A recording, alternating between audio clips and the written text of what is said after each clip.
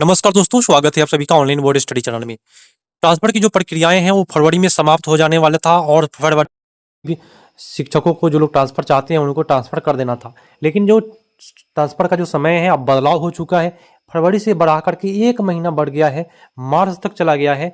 और अब जो ट्रांसफर की जो प्रक्रियाएं हैं वह मार्च तक होगा और किस प्रकार से होगा मैं आपको बता देता हूं। और किस वजह से मार्च तक 1 महीना टला हुआ है उसके बारे में प्रूफ मैं बता दूंगा।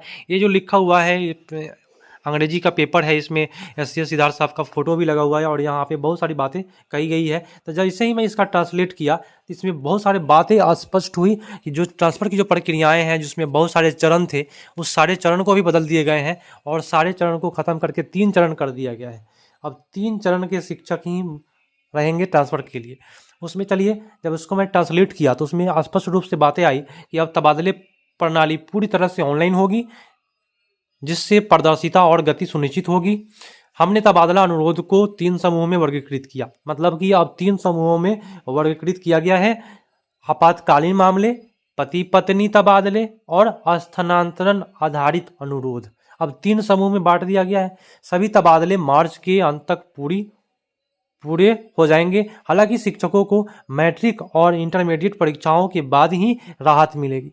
जब तक मैट्रिक और इंटर का परीक्षा नहीं मिलेगा तब तक राहत आप लोगों को नहीं मिलेगा, जिसके वजह से जो तबादले की प्रक्रियाएं हैं जो फरवरी में होने वाला था संपन्न, वो फरवरी में ना होकर के मार्च में तबादले की प्रक्रियाएं पूरी होगी। तो सभी तबादले मार्च के अंत तक पूरे हो जाएंगे और घबराने की आवश्यकता नहीं है। मार्च के बाद जैसे ही ये तबादले की प्रक्रियाएं बढ़ेगा तो समझिए कि तबादले की प्रक्रियाएं नहीं होने वाला है जीवन में कभी भी।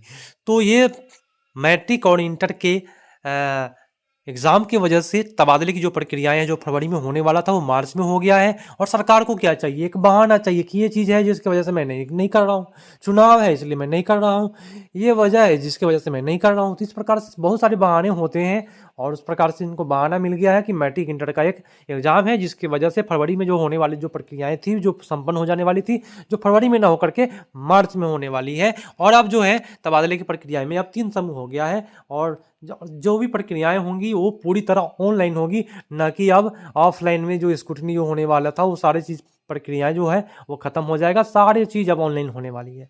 जो लोग आवेदन कर दिए उनका ट्रांसफर निश्चित रूप से होगा, चाहे वो 5 किलोमीटर हो चाहे 10 किलोमीटर हो, उससे कोई मतलब नहीं है। मिलते हैं नेक्स्ट अपडेट में। आज का अपडेट यही है, बहुत खास अपडेट है।